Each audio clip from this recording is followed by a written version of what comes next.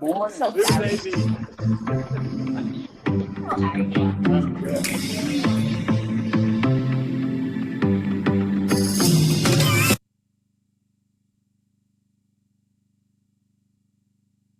Thanks. That's what I think about him. I think he's got to go. I think bulk is. Oh, you got to. You Balky's, know, yeah. didn't you? I did. I did. He's easy. Oh, you guys could be fast friends. You know, Fast friends. She was And amazing. Good morning. we are on speed dial, Sean Conn. He's going to, I think he's going to hold on to it. Okay, I'd like to call this meeting to order. Good morning, everybody. It was ugly last night. And first, let's go ahead and have a moment of reflection, please.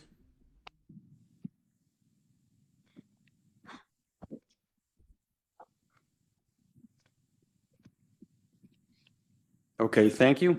And at this time, could I have a motion to adopt the agenda, please? So moved. Second. All those in favor, say aye. Aye. Any opposed? Aye. Thank you. And values moment. And let me ask Nalini, I hope I said your name right, ma'am, McMillan. Good morning. My name is Nalini McMillan, and I'm in my 14th year at JEA. I'm currently one of the Human Resources Business Partner. This is my third rotation at JEA. In my first role, I served as the Manager of Payroll Services. I then moved over to managing the Accounts Payable Department. As the Human Resources Business Partner, I'm responsible for aligning business objectives with employees and management. I support the organizations of Jody Brooks, Brad Kroll, and Ted Phillips. For those attending in person, the safety protocol is on the screen and in your materials. For those attending remotely, please be mindful of your surroundings. At JEA, our values are safety, respect, and integrity. And for today's values moment, I want to highlight our value of respect. I traveled for an international trip out of Miami. I will not name the airline to protect the innocent. When I returned to the US, I came through the global entry line, so I made it to the baggage carousel about 15 minutes after getting to the gate. I noticed the crew from my flight also waiting for checked bags at the carousel. We waited for about 45 minutes and bags were finally being delivered a few at a time. However, the crew continued to wait with the passengers as their bags were not in the first few batches. An employee from the ground team made his way over to the belt and quite loudly apologized to the flight crew that they were still waiting as their bags should have been in the first ones off the aircraft. At no point did it occur to him that he should also apologize to the paying customers who are responsible for keeping him, and dare I say, the flight crew employed. Here at JEA, we treat others with courtesy and respect, seeking diverse perspectives and helping to bring out the best in everyone. As without each other and our customers, JEA would not exist. Thank you. Thank you, ma'am. Very good. Thank you. Terrific. Okay, next we'll go to comments of the public, please.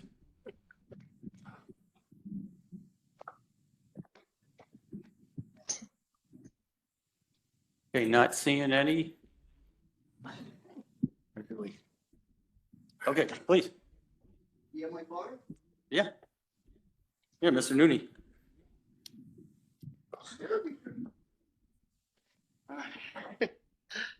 Hello, I am John Philanthropic Resiliency Nooney, Ocho Tres Cinco Seis, Bascom Road, Jacksonville, Florida, 32216. City Council District 4, CPAC Planning District 3, School Board District 3. All right, what I want to just share, JEA, love acronyms. Jacksonville's Extraordinary Actors. Just so you all know, we're able to make a movie in this city. It'll be in the state, Todd Rubin. And, it's coming along. What I want to just share with you today, I really want to be one of the biggest cheerleaders. And, going forward, let me just say, With Michael Boylan, he's on a number of different committees, neighborhoods. That's the first committee with the Jacksonville City Council legislative process. And right after neighborhoods, I went over to the Jacksonville University College School of Law, which, just opened up because I missed the ribbon cutting ceremony. And so anyway, and that was last week. Well, I was issued from JSO trespass. Now, right here, I'm just going to read it to you. Nooney, we informed him that he was trespassed from all Jacksonville University campuses and warned that any return would result in arrest. The suspect acknowledged and understood the warning. And this is real. This is just a week ago. So trespass, the legislation is 2017-1. Now, where I'm going with it right now, resiliency. I'm at these meetings. JEA is going to be asked to participate in the River Accord. The River Accord is a multi-governmental agency, comprised of the Florida Department of Environmental Protection, St. John's River Water Management District. And, I'm seeking a sponsor. Now, just for those that may not know, I'm on Pottsburg Creek, Category 1 wetlands, next to a FEMA house. Deanne Criswell, she's the head of FEMA out of Washington. And, right now in the legislation on that, you can look at 2024-0034. Let me say 2024-0107, 2024-00325. Legislation is the dialogue of this community. And right now, we're not the bad guys. So, in order to get this resolved, I have to go to, Mr. Cost with JEA. This is real. This can happen to anybody. And this is lifetime. And, here's my JEA. Okay. I was going to the ribbon cutting ceremony. I missed it. So anyway, this is real stuff. JEA, Jacksonville's Extraordinary Access. So, right now, Curtis Wilson, Renee Good, Shay Hill, 2016-18, that was the last time. That was part of our fine projects. JEA, you guys were on top of the class. Now you're on the bottom of the class. Someone reach out. I'll show you. I'll take you. And, okay, my time is up. Well, who's going to come out? And, if we name this thing Michael Boylan's Public Park, JEA River Accord, it'll happen like that. Thank you for listening. Thank you. Okay, next, Councilmember Boylan, please. Thank you, Mr. Chair. On that note, just pray for me today. It's budget day at City Council. Our meeting typically starts at 5. Today it's at 3 o'clock, and obviously we'll be dealing with weather scenarios as well as part of that. But other than that, I have nothing to report. Thank you. Thank you, Michael. Appreciate it. Okay, let me turn it over to Vicki Cavey for her comments. Thank you, General DeSalvo. I'd like to start today by first doing an introduction. I believe Diane Moser is here in the audience. Diane, would you mind standing up? Diane will be our new Chief Human Resources Officer, and she will start on October 7th. Diane currently is Director of HR over at the City of Jacksonville, where she's had a long and wonderful career. Diane brings with her a history and commitment to public service. She fosters a positive and inclusive workforce, which aligns with our values. So please welcome Diane. Looking forward to starting. And then I would like to recognize Ricky Erickson. Ricky, would you please stand? Ricky started yesterday as our Deputy Chief Operations Officer. And Ricky, welcome again to a storm. So, congratulations to you too, Ricky. Thank you. And speaking of the storm, wanted to let everyone know the EOC, our EOC, will have a meeting today under the direction of Ray Marshall, and our staff will be activated tomorrow, I believe officially, and then on Thursday we're going to be fully activated. We have meetings today with the city EOC preparing for what will be Hurricane Helene. It looks right now like this is going to be a wind event for our area. We are watching it closely. Ricky and Ray have made sure to call in extra contract crews. So in case we have a lot of fallen trees, which happens in a wind event, and especially one with wet ground, we'll be prepared. We are also prepared to help our other utilities in the Panhandle and the likes with mutual aid. So we are prepared for that too. My saying today and tomorrow and every day is going to be, we hope we are spared, but if not, we're prepared. So we're good. Couple of updates. We had on September 17th at UNF the inaugural UNF Women's STEM and Athletics Scholarship Luncheon. JEA presented 10 students with $4,000 scholarships. These women are studying STEM and are athletes. What a great combination. JEA was very well represented. Ray Marshall did the opening remarks and was joined by Athletic Director Nick Morrow to present the scholarships to the 10 young women. Our Director of Energy Production at Northside, Margaret Limbaugh, spoke and led a panel or participated in a panel discussion on women in leadership. In the middle, you'll see Mayor Deegan, and then you will see none other than Donna Orender, who happens to be board member MG Orender's wife. She is a former collegiate basketball star, former professional basketball star. She took a tour with the PGA Tour as a senior vice president and really started all the big TV contracts and production for PGA.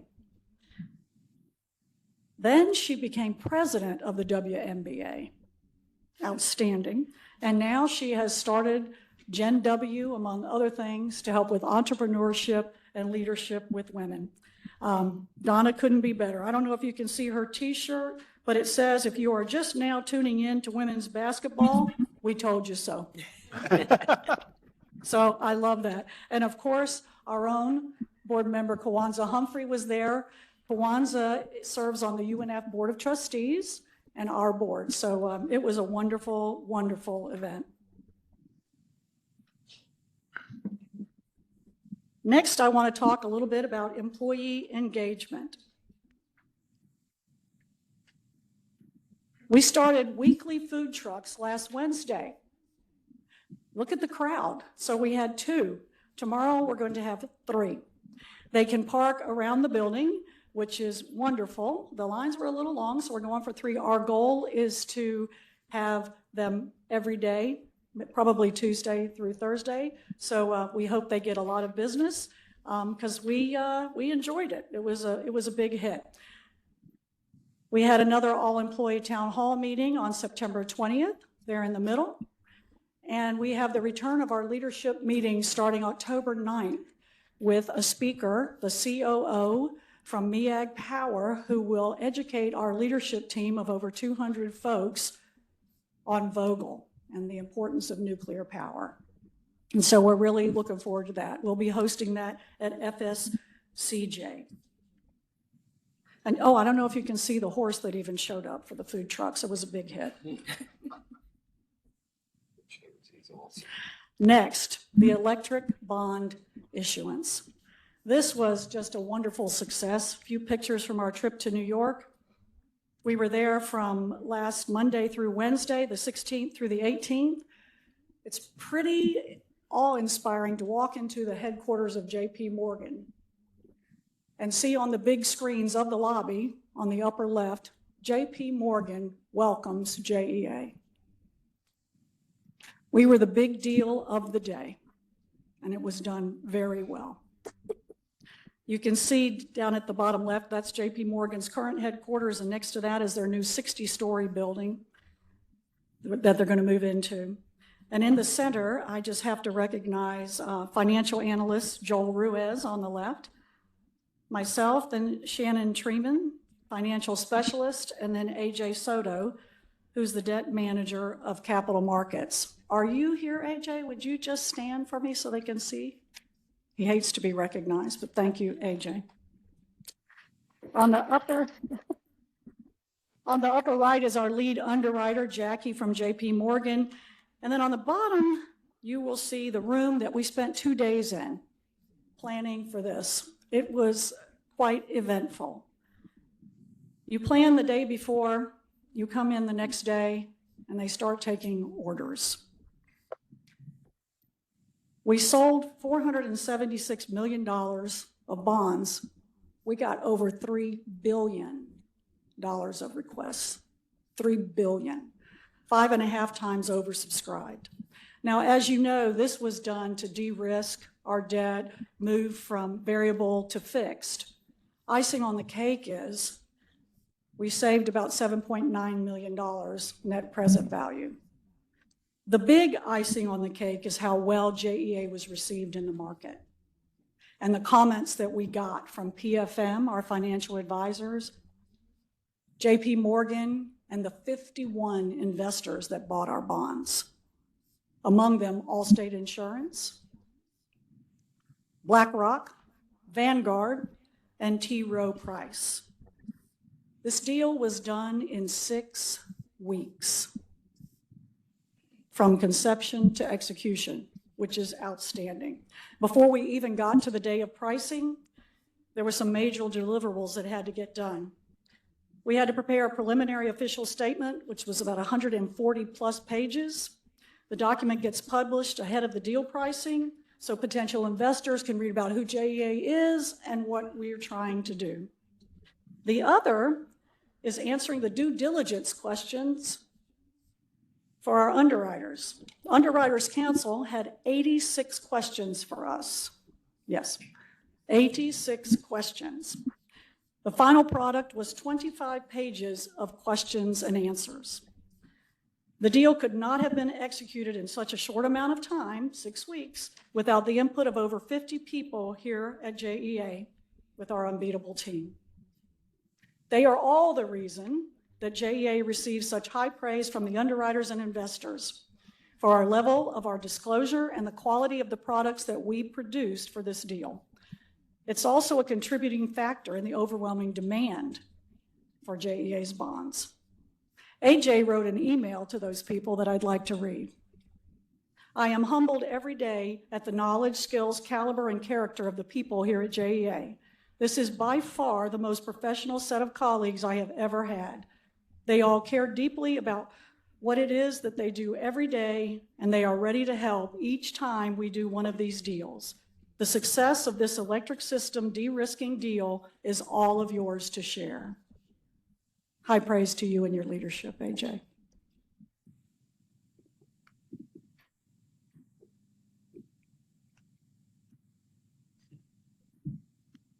Oop, hope it doesn't go too fast. Now, Kwanzaa, Ms. Humphrey. I wanted you to say a few words, if you wanted to, about your board member orientation. Yes, thank you so much, Vicki. And I'd like to take this opportunity to thank the team out at Buckman for welcoming me and doing such a wonderful job educating me on the outstanding work done every day by employees here at JEA. I would be remiss if I didn't call them by name, so please just forgive me. I want to thank Freddie Gonzalez, Chris Howard, Peter Blackley, Joshua Parker, Michael Dvorsnak, and Rudy Williams. It was something that Chris said to me during this tour that really sat on me. He said that in doing this work, he feels as though he is a protector of the environment. And going around and seeing what they do every day to ensure that we have clean water to send out to our communities was just mind-blowing. And I want to thank Ray for spending that time and going through. I would encourage every board member to do this. Ray made certain that I understood a very complex duty that they carry out every day. To close this up, what Chris said to me, it reminded me of a way of life for the people of the Seneca Nation, and they believe that every decision that we make we have to do so looking back with 7 years of gratitude toward our ancestors and 7 years of responsibility toward the generations to come. And it's that work at Buckman and throughout JEA that I feel each of you as employees, you embody this every day. So I want to thank you for the gratitude and for the responsibility that you demonstrate on a regular basis. It was a wonderful experience, and thank you. Thank you, Melissa, as well, for coordinating that. Thank you so much.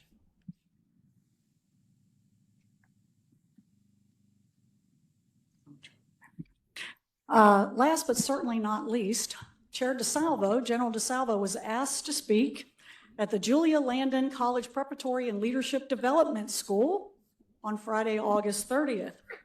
So I heard you were a big hit. We got emails and the whole thing. This school brings in many different leaders from different industries and sectors and government and civic leaders. They speak to the 8th graders about leadership. And maybe you'll say something later about the tough questions you got. But on the right, what was so great is we had 2 of our employees' daughters at the event. On the left, the far left, is Emma, who's the daughter of Shay Hill in government relations. And to DeSalvo's left, to the right, is Brianna, daughter of Melinda Ruiz, manager of water, wastewater business operations. I mean, that was just outstanding, and they really enjoyed you and your comments. Yeah, I'll just say, if anybody's concerned about this generation, these are 8th graders, and they have the maturity of like college age men and women. And it was really good. Their questions were no holes barred, but they have their mindset and boy, they're motivated. So it was really fun being with them. I think so. They loved it too. I'd like to close with another comment from an employee. When we have our town halls, we ask for people to send in questions that we answer. In the last one, somebody sent in a comment.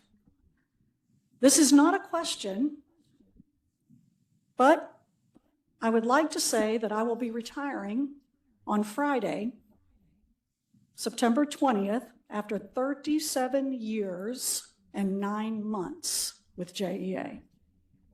JEA has been a great company to work for, and I will miss my JEA family, building community, and the daily working towards making the electric production, turbines, generators, and all the supporting equipment safe, economical, and reliable.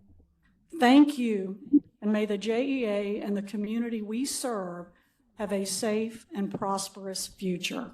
Marty Nelson, Reliability, Engineering, and Predictive Maintenance. I called Marty and invited him to the town hall. Marty said, I'd love to come, but we have a project kicking off at Brandy Branch, and I really need to be there. This was his last day. This man embodies delivering business excellence, developing an unbeatable team, and earning customer loyalty. Thank you, General DeSalvo. Thank you, Vicki. And talk about sprinting through the finish line, right? That's fantastic. Good luck to him, too. Okay, let's go to Julie Crawford, please, for the performance update. Hi, Julie. Hi, thank you. I'll be providing the update on our corporate scorecard performance with data as of the end of August.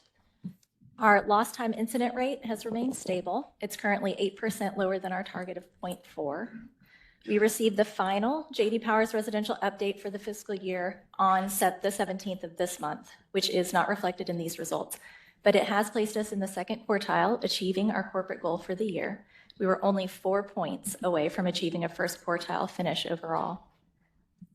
Moving down to business excellence, the SAIDI metric continues to improve, but the impact from the May storm will likely keep us from achieving the target this fiscal year. Water reliability has stabilized following the abnormally dry period in June, but it is also tracking to underperform for the year. And as of August, we are achieving the wastewater reliability metric, but the unprecedented rainfall in September will likely have a negative impact on this metric for the fiscal year end. Our year-to-date spend is under budget by 1.7%. Our O&M is under by $5 million. Our fuel is over by $12.2 million, and our capital is at 95% under by $33.7 million, and that is helping to offset the overages in fuel. This year-to-date result is under budget by $27 million. And moving down to customer bill, our customer bills remain in the second lowest for major Florida cities. And that concludes my report, but I'm happy to answer any questions you have.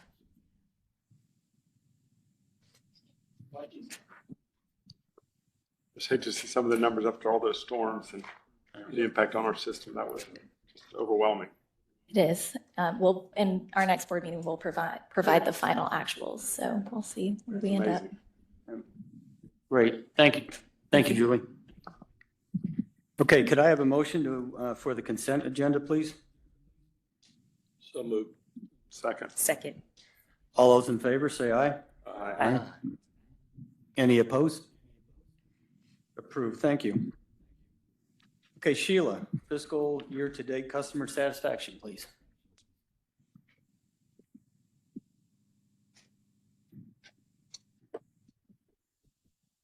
Good morning, Chair DeSalvo. Wow. Good morning, Chair DeSalvo and JEA Board of Directors. Before I share our customer satisfaction results, I'd like to provide an update on the reinstatement of card convenience fees. Beginning Monday, September 30th, the end of our fiscal year, customers who opt to pay with a card will incur a convenience fee. The cost is paid directly to our card processor, and this action returns payment processing to pre-pandemic norms. It was commonplace for utilities to absorb the fees immediately following the pandemic, but this practice has largely been reversed.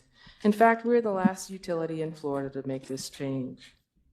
We recognize that some of our customers prefer to use cards, so through negotiations with the vendor, we've established pricing that provides the lowest possible fees for 99.5% of all customers who opt to pay with a credit or debit card, and a structure that compares favorably with other Florida utilities. So I'll go through the fee structure briefly. The fees for any payment under $400, and that's 95.6% of all of our payments, is $2.35.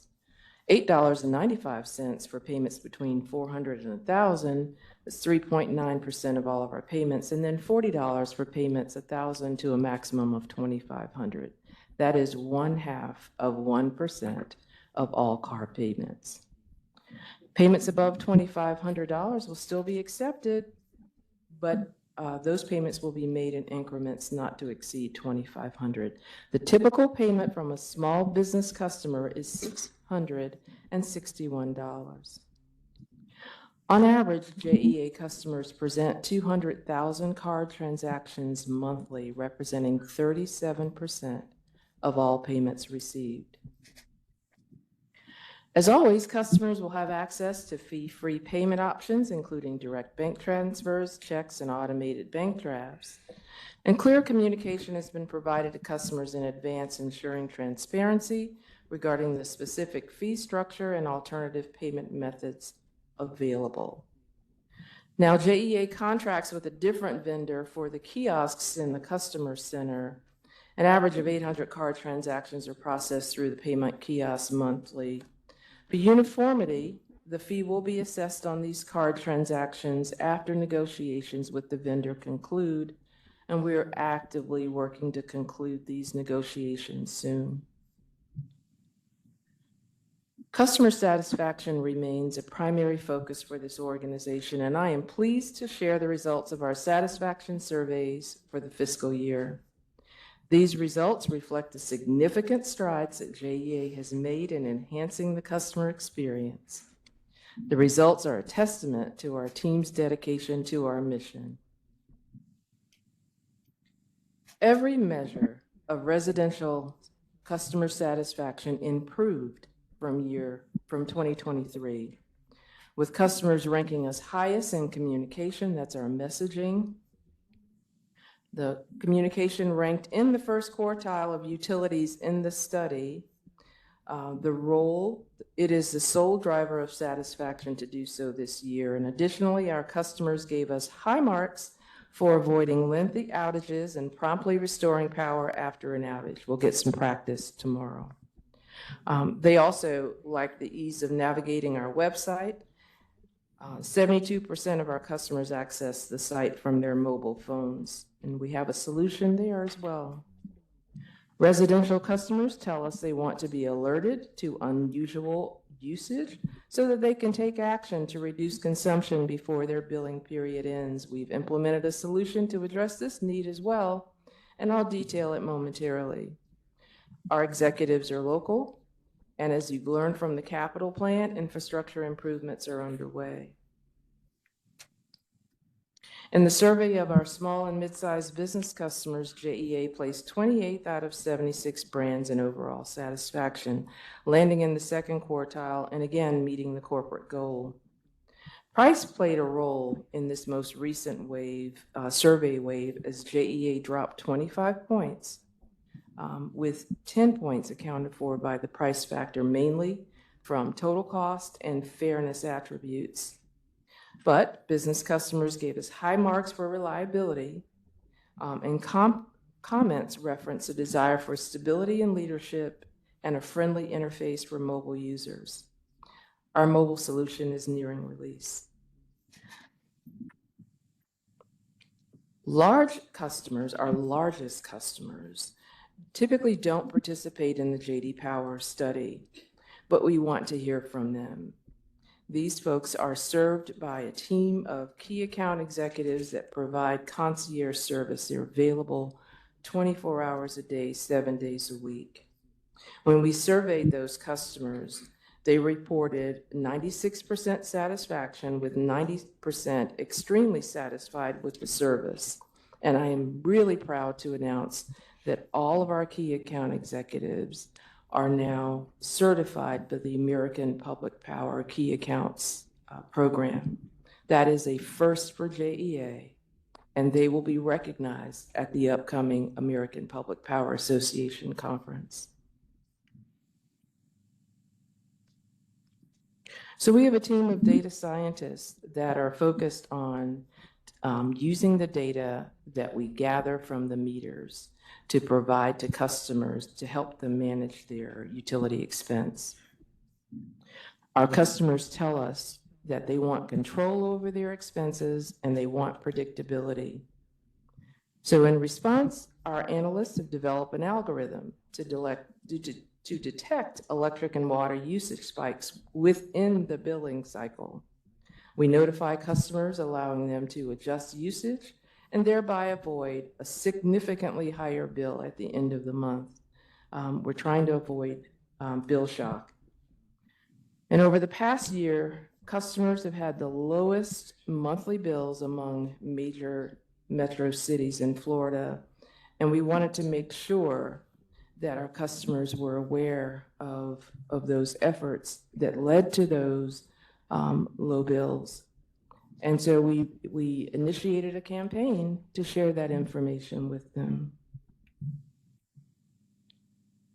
Affordability remains a focus at JEA, as the United Way reports that 1/3 of our customers experience difficulty managing expenses.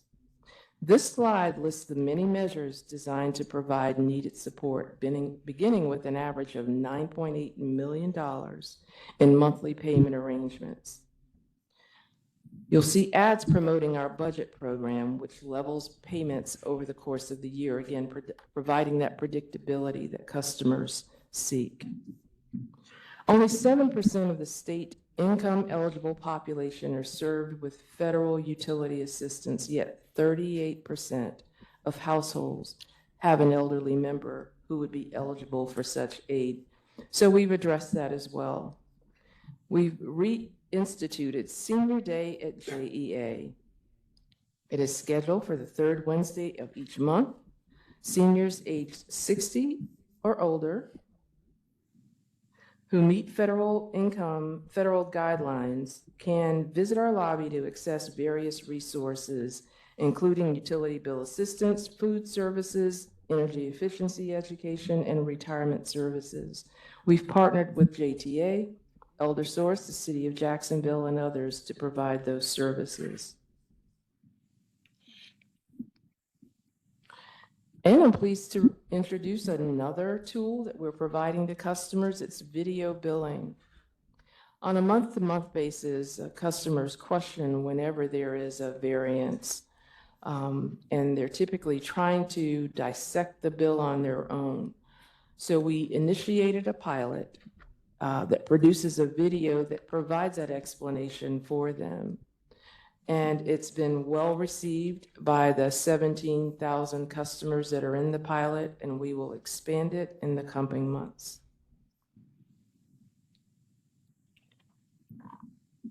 "72% of our customers access our website via smartphone. To better their experience, we're testing the first ever smartphone app with a group of voluntold employees. We'll provide updates on the releases as we work to identify and eliminate bugs that inevitably surface with any new application. But this app will make it easier for customers to pay bill, view consumption, request payment arrangements, and report outages. Our employees are in the community. They're serving, they're volunteering.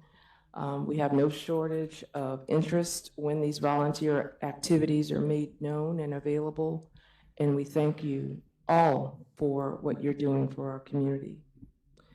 Finally, by providing choice, control, and predictability, along with continuous improvement, we'll continue to strengthen our relationship with our customers, who, after all, Nalini, are the reason we exist.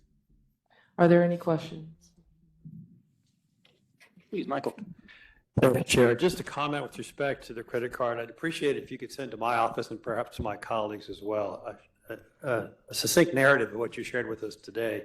It's not surprisingly, none of our constituents reach out to us to talk about these kinds of things, and it's good for us to have that resource. I do appreciate the fact that JEA provides us with promotional opportunities as well, and we do share that with over 10,000 of my constituents on a biweekly basis. So having a response to that particular issue, because it is a pointed issue a lot of people are speaking to, I'd appreciate if you could send to me, to my colleagues, a narrative on the results. Thank you.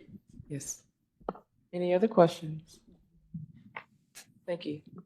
Hey, Sheila, real quick, getting back to when customers get alerted mid-month or whatever for abnormal usage or something, is this all automated, or what's the mix of automated and some no kidding human, data crunching or whatever? How does that work?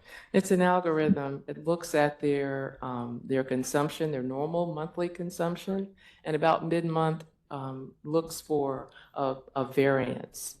And then there's an automated email message. That file is sent to the email message processing tool, and it sends the emails out automatically. Good. And we all noticed around the table when you said 60 or over, you all looked at us. So noted, Sheila. Yeah. I'm in the club. It's okay.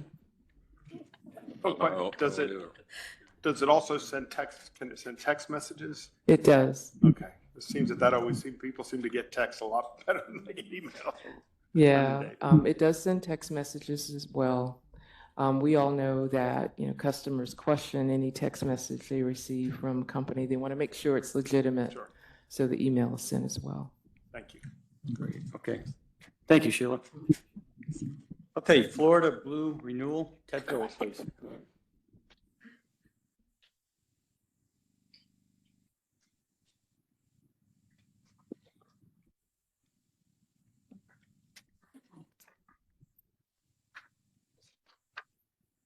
Excuse me while I get my notes here. So back at our last government or finance, governance, and audit committee meeting, I spoke to you briefly about the need to come forward with the Florida Blue Renewal as this is for our medical administration services and pharmacy benefit management. This exceeds our delegation authority, and so we need to come to the board with this. So have one brief slide. So as I'm sure you all are aware, our health insurance is self-funded, which that means that JEA pays the claims, but we use a third-party administrator to administer those claims, and we currently have a contract with Florida Blue to do that. That contract was bid out in 2022 and was awarded to Florida Blue for the calendar year 2023. And then we did a renewal for calendar year 2024. We have three more renewals left on that contract. And that is what we're here to do today, is to seek your approval for a one-year renewal for calendar year 2025. We have been with Florida Blue since 2009. And so we understand, I'm sure many of you have either gotten messages or heard about messages from the negotiation between Florida Blue and Baptist. We have been very happy with the services that we've received from Florida Blue, and our employees have been happy with the plan and the way it works, and we are very hopeful that Florida Blue and Baptist can come to agreement on their differences, because many of our employees use Baptist as their healthcare provider network. So with that, I'd be happy to answer any questions. But staff is requesting board approval to utilize a one-year renewal for calendar year 2025 with a projected cost of $32.2 million and a 5% contingency for a total of $33.9 million. Okay, I'd ask for a motion, please. John had a question. Please. We can get it on the table. I make the motion. Okay. Second. Okay, discussion, John, please. Why are we in a rush to approve 2025 before we know whether Baptist and Yes, so that's a very good question. So the time crunch on this is that open enrollment starts next month, which is actually next week. We need to go ahead and have this renewal in place so that we can go ahead and do our open renewal the first part of October. And what happens to our employees if that negotiation doesn't turn out? Is Florida Blue the right vendor for us? So if Florida Blue and Baptist can't come together, our employees will still be able to use Baptist as their primary network, but they will have to pay slightly higher fees because they will be an out-of-network benefit. We are working with some of the other providers in the area if folks would like to switch over to Mayo or Florida or some of the other networks in town. But to answer your question, yes, sir, I think it is. But we will, if we need to, we can, and if Florida Blue and Baptist aren't able to come together before we renew again for 26, we can do a deeper dive to make sure that we do have a plan that is beneficial to both us and our employees. So even though we're self-insured, we still fall under those guidelines and their pricing and so forth. Yes. So what happens with the self-insurance plan is so we do not have the staff or the expertise to process the claims. And so you bid out to the major insurance providers. And one of the benefits of having them process your claims is you get the benefit of their negotiated network prices. So that's why it works that way. Yes, sir. Yeah. And my understanding is United Healthcare just had a fault. They just split with University of Florida. So one of the other players has one of the other major hospitals out of the system itself. Yes, sir. It's an interesting situation out there in the marketplace. Okay, any other comments or discussion? Okay, this time all those in favor, say aye. Aye. Any opposed? It's passed, thank you.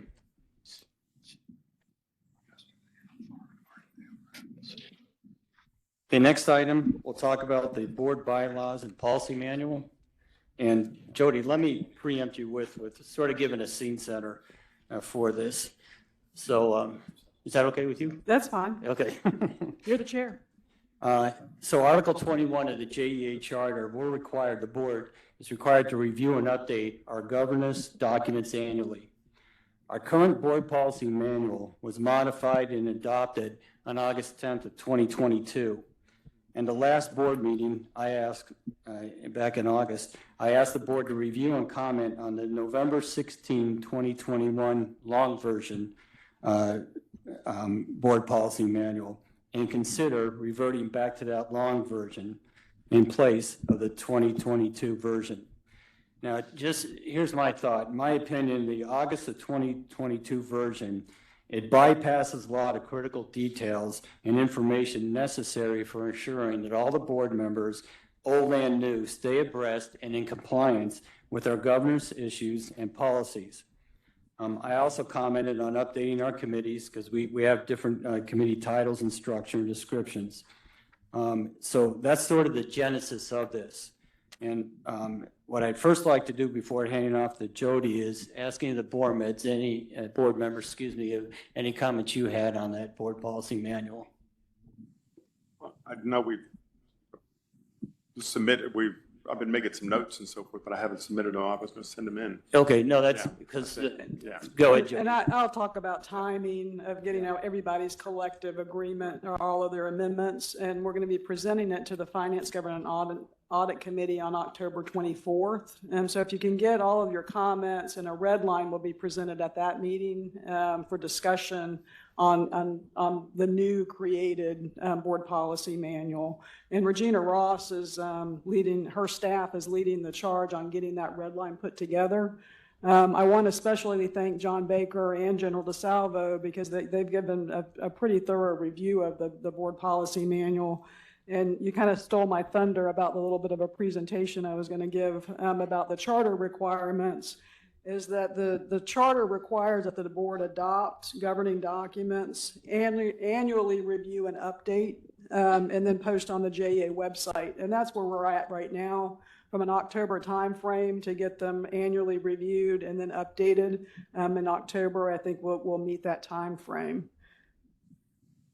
This is what you were talking about, the various versions of your governing documents. Back in November 2020, 2021, a pretty thorough board policy manual was put together, reviewed and adopted back in 2020, and then updated again in 2021. That is the version that we're utilizing for this review for your governing documents. It's got more detail to it. The August 2022 version that General DeSalvo spoke to was very truncated and didn't provide very much detailed on how this board is to govern itself. So the decision was made to go back to the 2021 version, and that again, that's what we're working from. So when you review it and make comments on it, use the one that's in your current board package.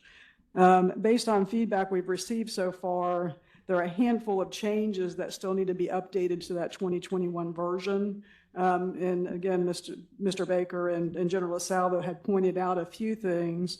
One is, whether or not we want to separate back out bylaws. Historically, we've had just a standalone set of bylaws and the board policy manual.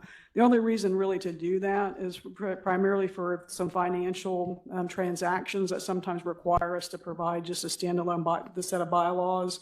But it's up to this board if you want to continue keeping them together in one document. It's really for ease from the board's perspective, especially new members and orientation. You have one document to go to. There's also a set of the Article 21 as an attachment in there. We can't make changes to that. That's up to Mr. Boylan and the 19-member council members, but it shows you what we're required to do by charter. So Charter at 21 is added, so it becomes a very thick document. But it primarily covers both the charter provisions and the governance of this committee. Another update that has to be made is the regular meetings. The charter did change to say that you would generally meet monthly, but at least 8 meetings. The current version says that you'll meet monthly. So there's some tweaks like that have to be made to it.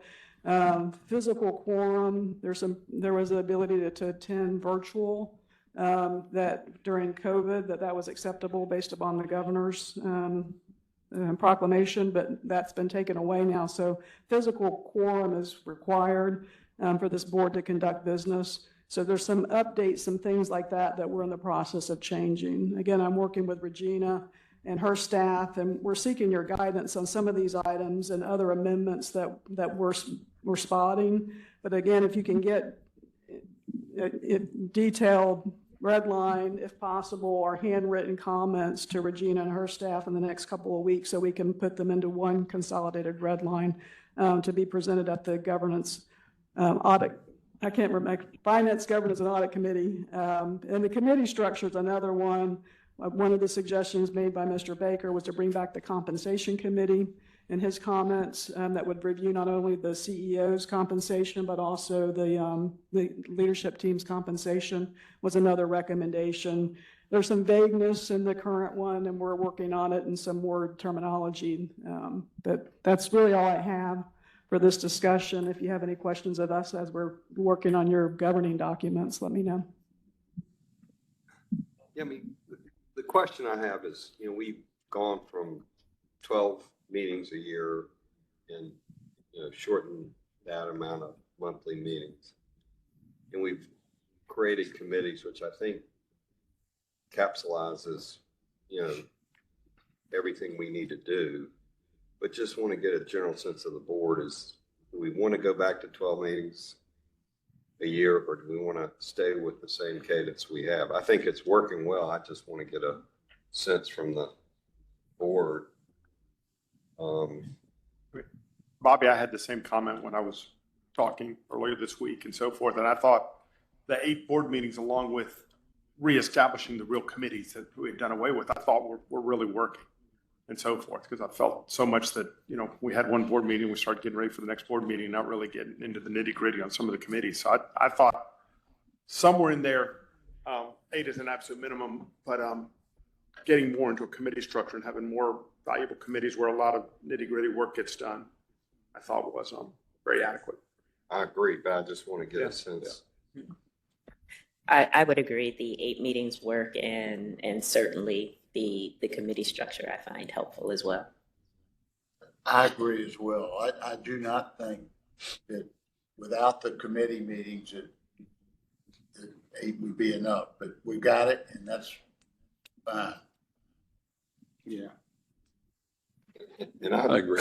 I'd say the capital improvements, the one that John and Rick are chairing has been really helpful to me. I mean, it's just breaking that out and spending the time, I think has been very fruitful.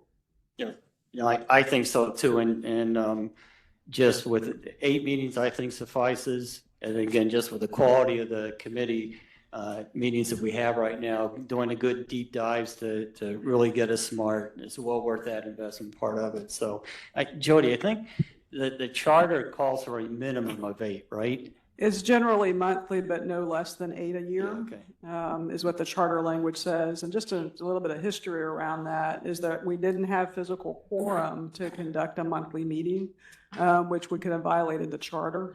So that's always why I'm doing a head count on quorum. So that became an issue when the charter language of being that you will meet monthly when there wasn't physical quorum. So the generally monthly, but at a minimum 8. Mm-hmm. Okay, good. Anything? No, I agree. It calls for a minimum, doesn't mean the chair can't call additional meetings if necessary. So I think that's more than adequate. Michael? Just a general comment. As Jody well knows, I lived and breathed Article 21 for almost a year. And Jody, I think you were part of the conversation. We relied heavily upon the policy manual, the board policy manual, as part of work that complements the Article 21. So I do appreciate the fact that we're going back to the longer version because that detail makes sense. What really jumped off the page for me in the work that we did is raising the accountability and the responsibility of the board in this process. So having the diligence that you guys exhibit really helps me and assures for me that the work we did in the rewrite of Article 21 was very helpful. So I want to applaud all of you for the good work that you do with respect to your responsibilities. I take great pride in the fact that Article 21 has raised the transparency, accountability, also some of the direction the organization can go in the future. We didn't limit you, but we certainly did create a path for you to do what you do in terms of growing and expanding your services. Thank you, Mr. Chair. Thank you, Michael.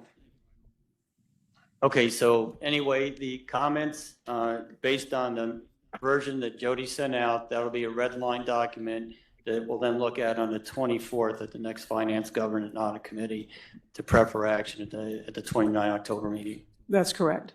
Right. Yeah. Thank you. Thank you, Jody. Thank you. Okay, for old and new business. First thing I'd like to talk about is the succession plan review. And board members, you've been provided a draft succession plan hard copy. It's on your tables right here. And as per our board policy, the CEO is tasked with developing a succession plan, and Vicki has provided the first draft. At this stage, I'd ask you all to please review this draft and be prepared to discuss it at our next board meeting, which is on the 29th of October. Okay, the next item is for new business is I'd like to have a discussion on the title for Vicki Cavey and actually discussing removing the word interim from her position title. And here's my thoughts. The interim title is unsettling to multiple stakeholders. On 2 occasions, JEA employees have told me about their angst over uncertainty over an acting CEO. Kurt Wilson told me of union leadership having the same issue with the interim title. And in fact, rating agencies have the same concern to some extent with the interim title. I also think the interim title compromises Vicki's ability to some extent. For some disgruntled types, they can adopt a wait her out mentality because Vicki is just a temp. I don't think this attitude is dominant, but I'm confident it exists to some extent. My perspective, you're either in charge or you're not. The interim title, in my opinion, negatively impacts initiative and innovation. I'd like to ask for a motion to remove the word interim from the job title and appoint Vicki Cavey as simply the CEO Managing Director. At this point, I'd like to ask for a motion. So moved. Second. And discussion, please. Mr. Chairman, obviously, we appointed Vicki as interim with the idea that we would go out and eventually get a permanent one. I would say, an obvious answer would be we should run a national search, invite Vicki to participate, and see, what's the best possible leadership for JEA. In my opinion, however, if you run a national search and you choose someone other than Vicki, you might get a good person and you might not. And I think Vicki has shown incredible leadership. She has gotten in and made significant changes that most interims would not have touched. She's streamlined the workforce, and she's done so in a way that did not cause uproar and dissatisfaction among the employees. I think she's been a remarkable leader, and I would heartily endorse that we do what is being proposed, and that is name her, not just take the interim title away, but name her as managing director and CEO. Okay, thanks, John. I would totally agree with that.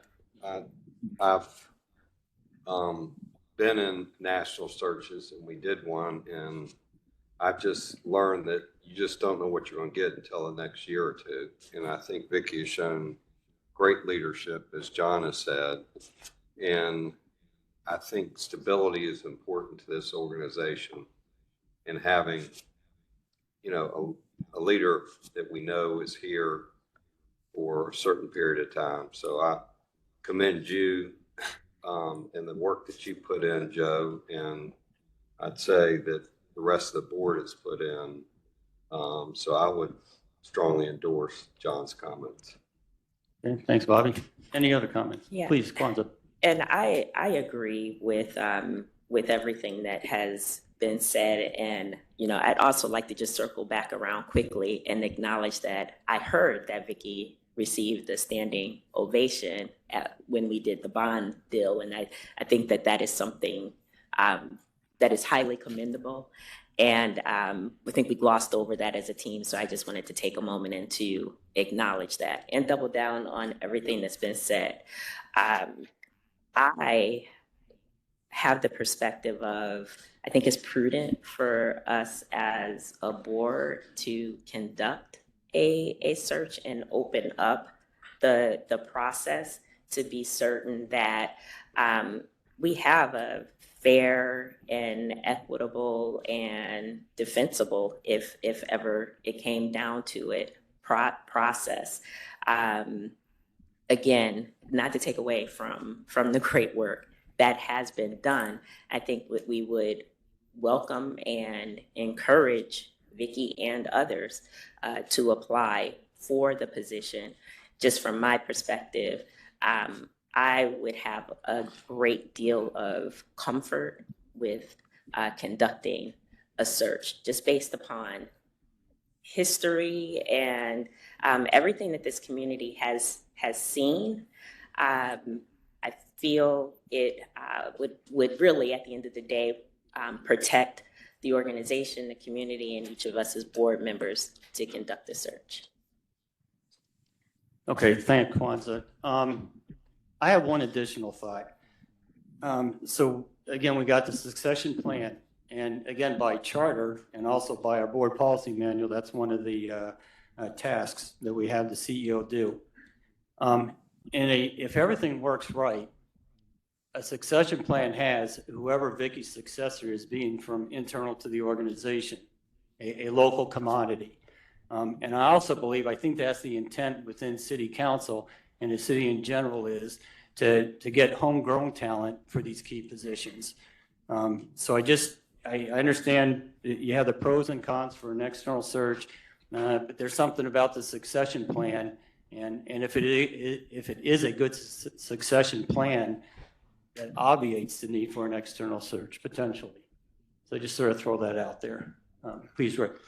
I just want to reiterate what you were saying, General, is that has been the history of the JEA, is most of the leadership has come from within.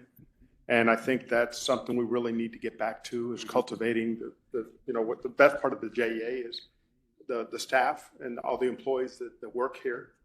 And, the comments that were made earlier about the gentleman who retired after 37 years and 9 months, if I'm correct. And, I've been a proponent of this for a while. I want to keep in mind, Vicki at this moment is working under a one-year contract, right? So I think this title is well-deserved. I think we need to continue to evaluate and look forward and so forth, but I think this is absolutely the right thing to do.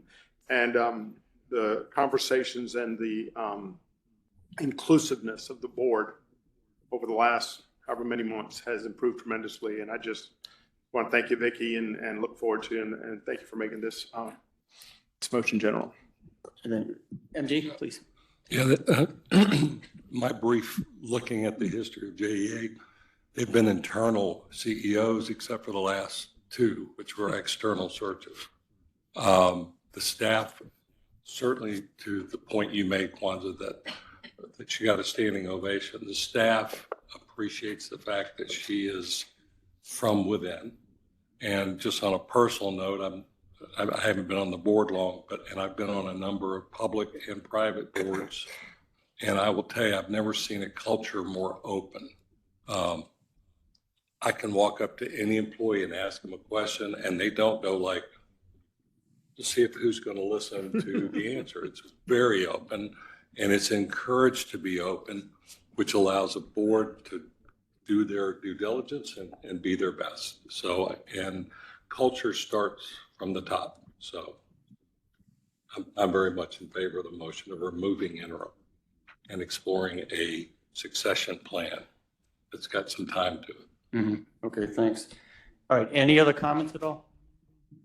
Okay, so at this point, let me ask for a vote. All those in favor of removing the interim title and the title becoming CEO and Managing Director for Vicki. All those in favor say aye. Aye. Any opposed? I wish to abstain. Okay, thank you. Motion's passed. And Regina, I'll ask you.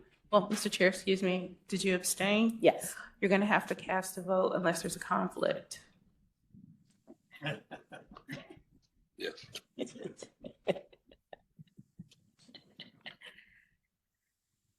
I really think that this is, it's a little fast.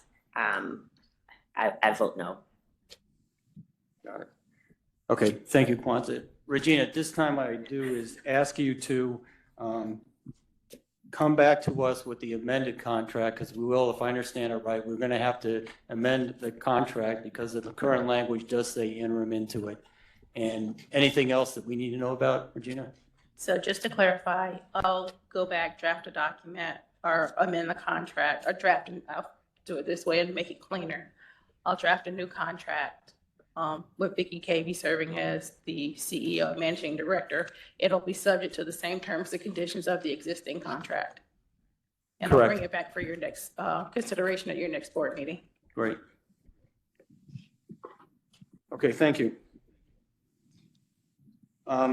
As far as the chair's report, I really don't have anything significant to add other than what's already been discussed. Any other comments? I just have one question. Please, Where are we with the K3 contract? What has happened since our last board meeting?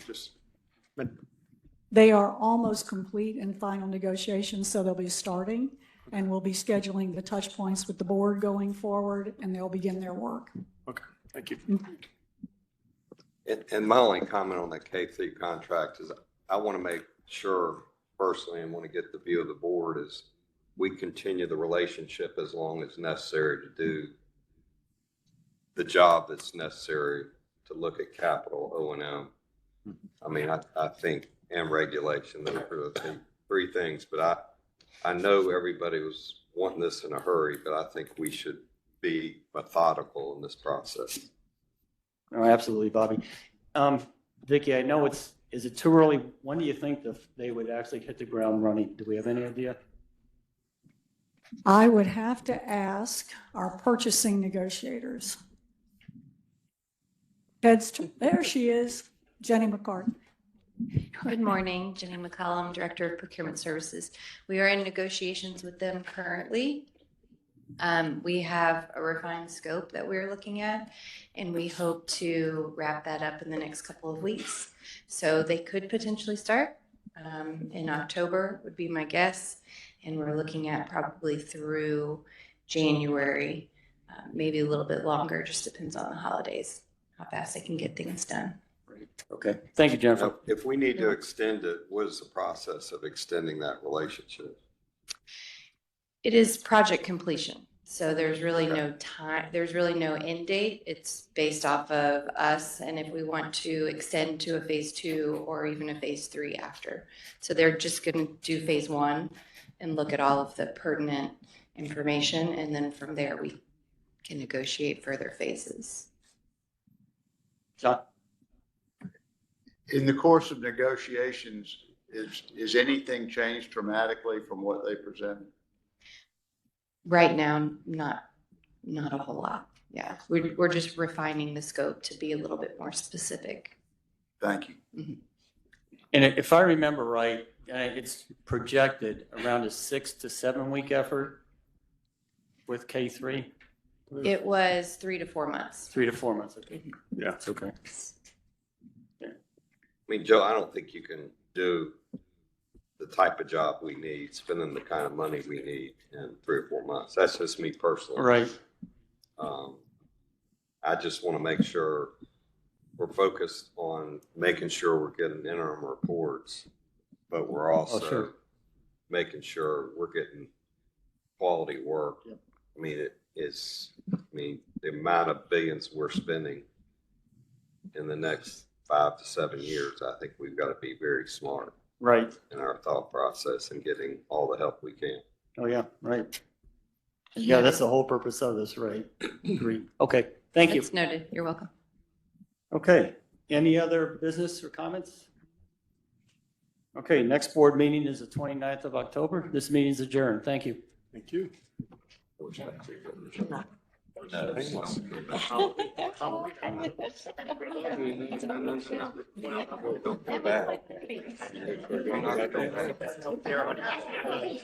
all. It's not a competition. They're not honeybees, ain't honey pies.